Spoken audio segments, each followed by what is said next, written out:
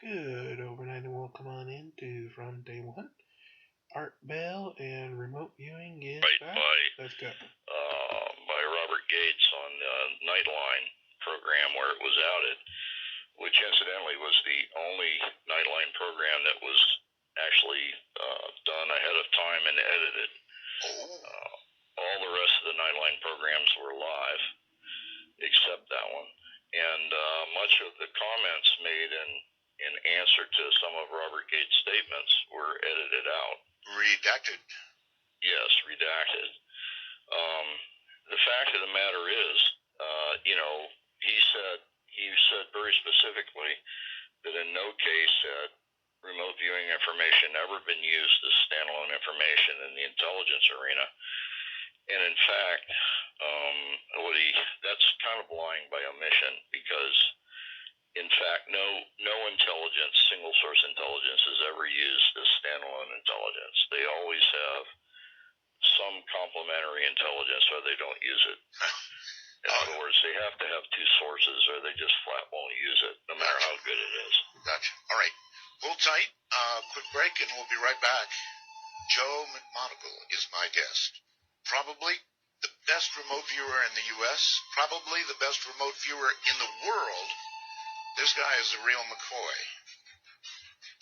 Now, this is really something. From the high desert, I'm Art Bell, and this is Midnight in the Desert.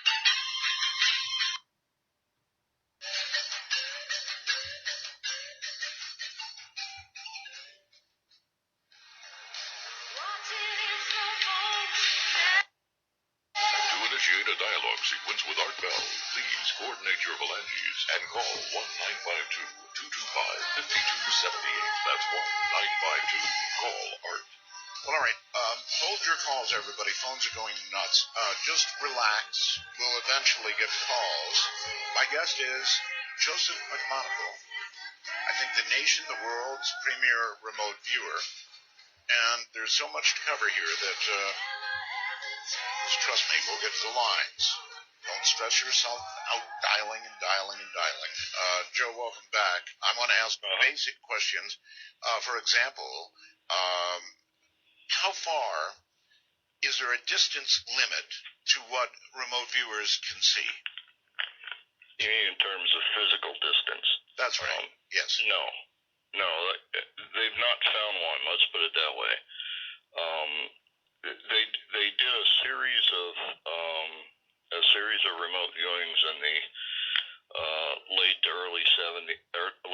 70s, early 80s, where they targeted some viewers at SRI and a number of other places on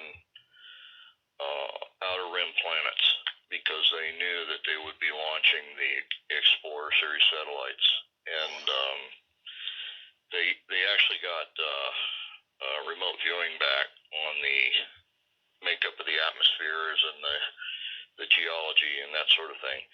And in fact, Ingo Swann, who was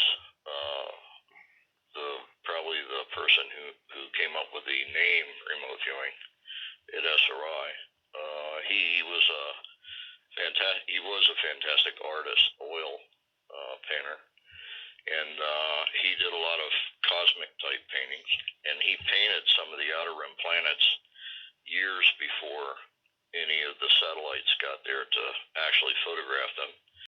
And he put rings around Uranus and put a twist in one of the rings of Saturn, and did a number of things in his paintings that everybody questioned him on, and he said, well, I did it because that's the way it looks. Joe, again, I was honored to interview Ingo Swann. And that's wonderful. At the time, I think he was considered to be the most talented natural psychic remote viewer. Was that true? Yeah. Well, he's always been a great remote viewer. There are some true greats that existed as a result of the research done at SRI. Pat Price, of course, was the first one. Ingo Swann was doing remote viewing at Maimonides in New York long before he came to SRI. And before any of them was a man named René Walcallier, who was a Frenchman,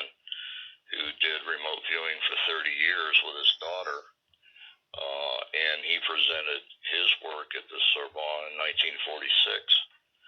So, there's a whole string of extraordinarily great remote viewers, psychics, that have demonstrated their ability to do this in basically double-blind scenarios that are unquestionably good. Okay. Since you're obviously one of them, the next question I find very interesting, and that is, how far into the future, and we'll get more specific, into the past, are you able to remote view? Is there a limit? There is going into the future, but it's self-limiting. The problem with going into the future, you don't have to go very far into the future before you start dealing with things that exist, but for which concepts don't exist yet. Yes. So trying to explain those, or trying to draw them and say what they do, is extremely difficult because the concepts aren't real yet. It'd be sort of like describing how to cut steel with a light beam in the year 1890. Or perhaps asking somebody to remote view in 1890 what an iPhone 6 was going to look like. Exactly. And the problem is that people would look at you like you're crazy. Sure. When you start describing those things. And the converse happens when you look too far into the past. When you look into the past, and let's say the target is, how is the Great Pyramid built? Everybody wants to know that. And you give a really good description, and not only does no one believe it, but it turns out that it can be 100% correct, but if it goes against what is commonly thought to be true at the time, then you're getting in arguments and fights with people who are Egyptologists or archaeologists or whatever, who have already made their mind up on how things were done or should have been done. Oh, I'm willing to risk it, Joe. How were they built? Well, if you know. When I did the target, the first thing out of my mouth was, they're lowering stones into the water, and there's guys walking on the surface of the water. And my monitor looked at me really strangely, and he said, wait a minute, you just said there are people walking on the surface of the water. Yes. Did you mean that? And I said, well, it looks that way. When in fact what they've done is, it's a very large lake, and they've dammed the water, and it's making a perfectly flat engineering plane for leveling the stones, because that's the significant problem in building a pyramid, is the lower 1/3 has to be absolutely square and perfectly balanced, or the entire pyramid slides off to one side. And so what they did is they dammed the lake to do that, and everybody said, no, you're nuts, because it's the desert. And then I did that in 1983, and I had a loading dock, and I had huge reed boats and cranes and all kinds of things. And in 1996, on the front page of the LA Times, over a 2 or 3 week period, they had everything that I had said in my remote viewing in 1983 was printed on the front pages of the LA Times. They had discovered an archaic lake existed adjacent to the pyramid, and then they discovered a loading dock 100 and something kilometers away, where they were mining the stone, and large reed boats and larger boats made of wood buried in the sand, and that sort of thing. You think it's been validated? Well, it's been validated to the extent that I think it needs to be validated. What upsets me, Art, is back in '83 when I was saying these things, somebody that was working on their doctorate in Egyptology could have taken what I said and said, well, if it's true, then the shoreline of the lake had to exist at such a level, and they could have taken any geologic map and gone out and found villages along that would have established the the archaic leg. And, that would have finished their doctorate paper right off. Indeed. All right. Hold it there. I don't know what's happening to the show. It's just going away so fast, and I've got so many questions. Joe McMonagle is my guest. Probably.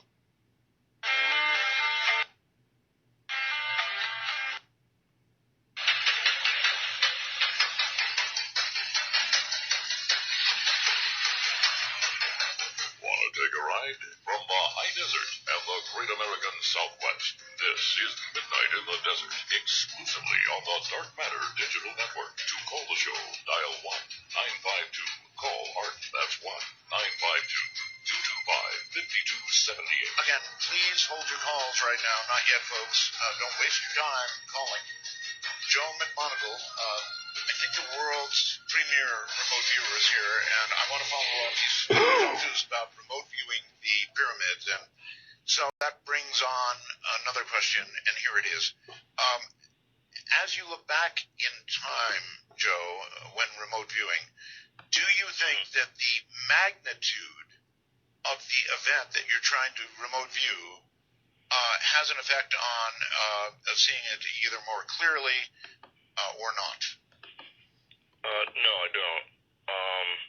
In fact, we know from the research that what generally drives more information above the level of noise, so that it's clearly picked out and seen and described and whatnot, is the entropy level of the target. And the other thing that has a direct effect is the common intent and expectation that everyone has that might be shared in the targeting. For instance, the viewer, the monitor, the person who put the target together, a shared expectation or a shared intention is extremely important. Are you familiar with all the research being done into consciousness? Because it sounds like it might fit in a little bit here. As an example, in the studies that they have done at a university with these things they call eggs, which are random number generators, and they found that near large events like 9/11 is the best example probably.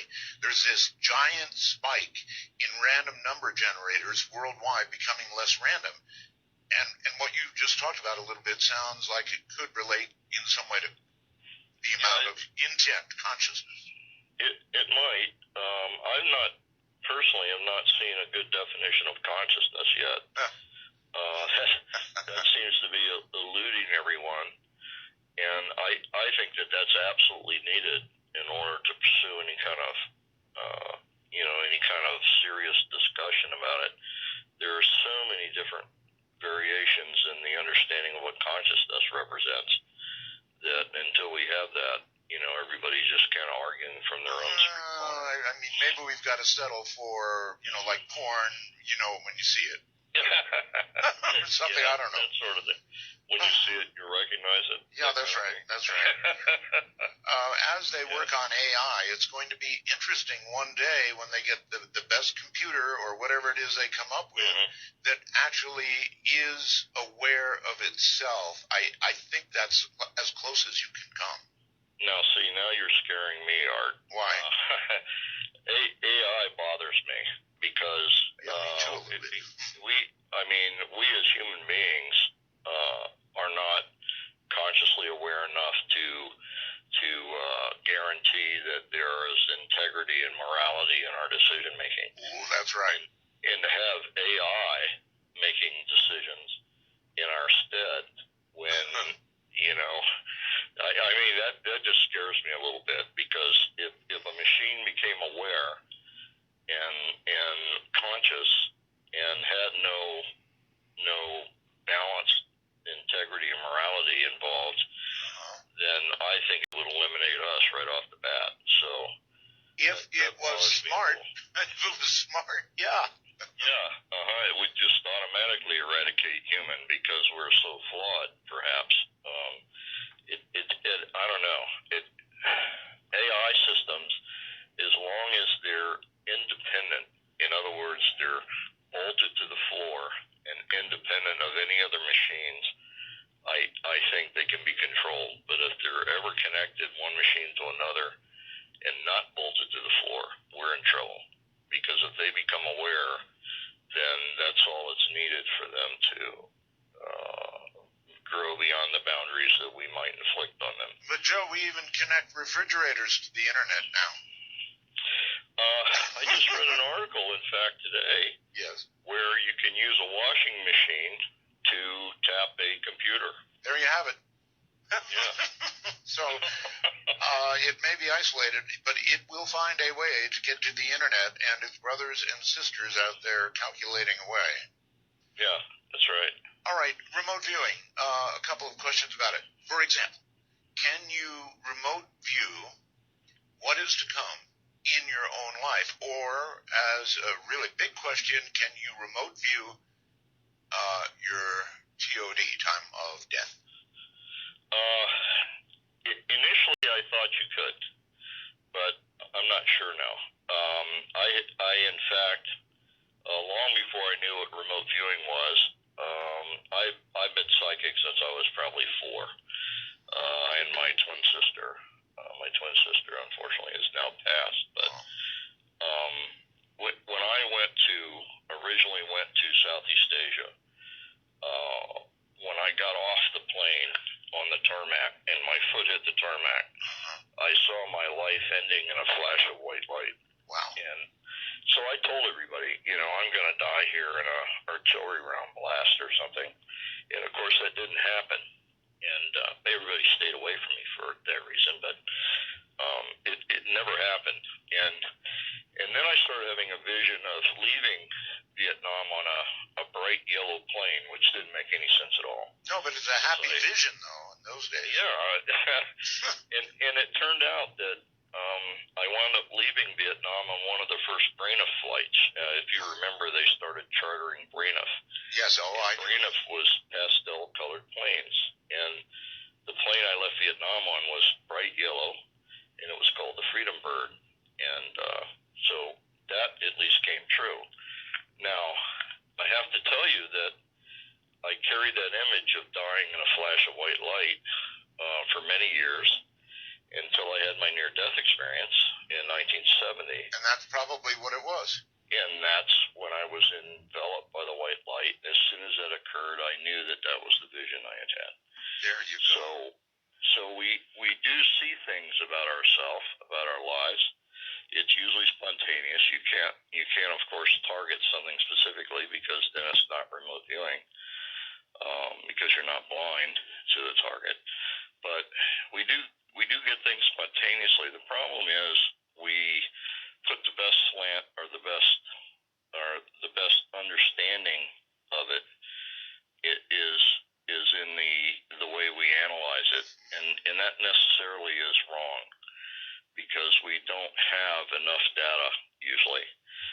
But we will jump to conclusions, and in many cases, that turn out to be erroneous. Sure. Yeah. All right, we're going to step into some deep water here, more ways than one. And that is, there's a gigantic fight going on in our country right now, and I guess the world. The scientists are saying we are in the middle of very, very, very serious climate change. There is no question about it. It is settled science. The opposition, mostly political, I guess, is saying nonsense. We couldn't affect the planet if we wanted to. We were not big enough to affect the planet. So have you remote viewed this whole problem of climate change that we're going through? And if so, is it real, and what's coming? What can we expect? I've been collecting lots of remote viewing data on it, and this is where I'll make some statements that are kind of scary. As an example, we know that the water has risen a number of feet already over the last 30 or 35 years. In the next 25 years, we fully expect the water to rise another 2 to 3 feet. If that occurs, and we have a high tide in conjunction with a full moon, then all of the nuclear power plants that are America will be inundated with seawater, and we're going to have more than one Fukushima going off, and that's a significant problem. How sure are you of what you're seeing? Well, we already have that problem with rising water. It's occurring in New York. It's occurring in Miami. It's occurring in New Orleans. It's occurring in a number of different seashore cities with the high tides and the full moons. Well, clearly the glaciers are melting. The North Pole is but a fraction of what it was. All of that is... That's correct. Yeah, it's That's all true. Exactly right. And it doesn't have to rise much more than 3 feet to pretty much inundate, as I said, all of the nuclear reactors on the coastlines. And in addition to that, it will be inundating the storage facilities where literally thousands of tons of waste material are being stored. And then on top of that, the desalination plants that are usually adjacent to the nuclear power plants will go down, which means we will no longer be providing, as in Florida, the 500,000 gallons of fresh water a day that's produced by desalination there. And there's an awful lot of people living in Florida, and they're growing by 12 or 1,500 people a day. So, these are problems that it doesn't take a lot to see them coming down the pike. And anybody that stands and says, "Oh no, don't worry about these will go away," is a fool. I mean, it's stupidity. I agree with you because I agree with the science. Change. Yeah, it's happening. I agree with the science, whether it's man-made or it's a natural shift. Who knows? But I mean, science says it's happening. You can look at the map. You can look at the satellite photographs. You can see it with your bare eyes. It's easy to see it's happening, and I guess there's no stopping it. We're having hailstorms we're having hail in the middle of normal storms, yes. What I would call normal summer storms, right. The size of grapefruit. That has never occurred in my history. And so if this is a common occurrence, I'd like somebody to explain to me why that's happening. The same with gusts of wind exceeding 75 miles per hour in normal summer storms. That is just freaky.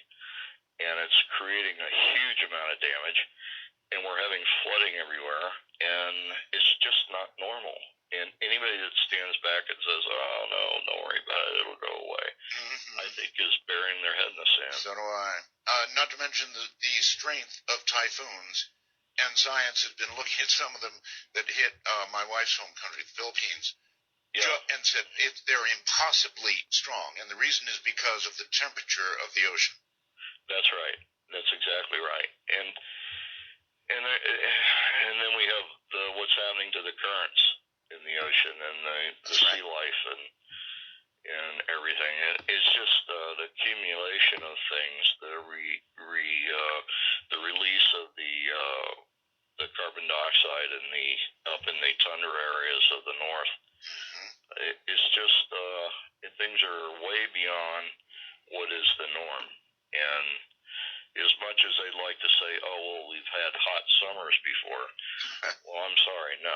It's not just hot summers. It's a whole lot of things in confluence with that. So do you actually see cities inundated as you look into the future? Absolutely. I think Florida's already in trouble, and it will get only worse.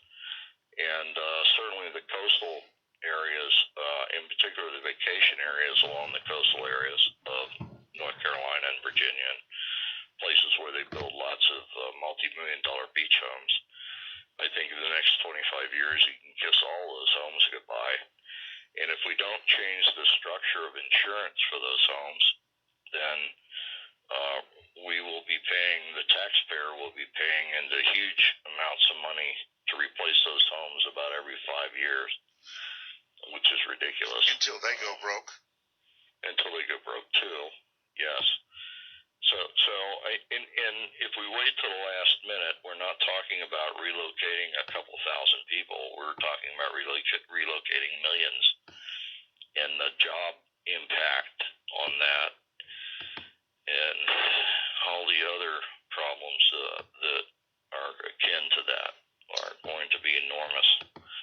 had an opportunity to speak to anybody of substance about what we're talking about right now, and I wonder what kind of reactions you've received. In fact, I've talked to some people who are very concerned about it. I talked to a couple of people who are very tuned to this as a problem, legal people, who are trying to get notable people in different areas to address it.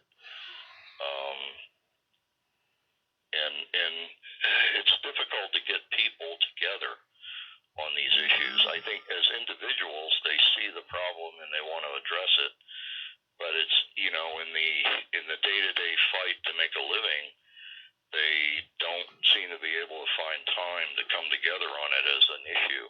It's almost not addressable. I mean, look at China. They want what we have, and you can't blame them for that. But they're really big. They've got a lot of people there. And when you look at pictures, for example, of the big Chinese cities, the smog is so thick that you can't do photography. And I think they understand their own problem, and they're in fact trying to address many of those problems. But they as long as it takes a second place to controlling their population and what their population believes, then they will never be able to get a leg up on it. I don't think. It's just beyond their kin. They're more tuned to maintaining the power structure and control of the population than they are anything else. And in a sense, this sort of helps them. All right. Here's one for you, Joe.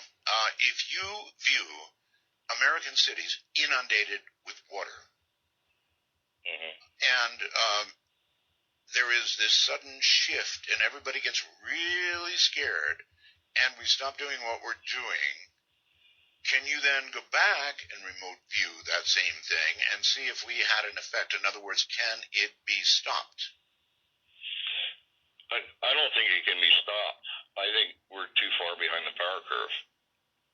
In other words, if we made all the right moves right now, we're so far behind the power curve that we're going to suffer. We're going to suffer through it anyway. In the long run, we would be better off addressing things now. But I think we're so far past the actual starting point for addressing these things that it's going to happen anyway. Can you look further ahead, Joe? Can you see whether it becomes,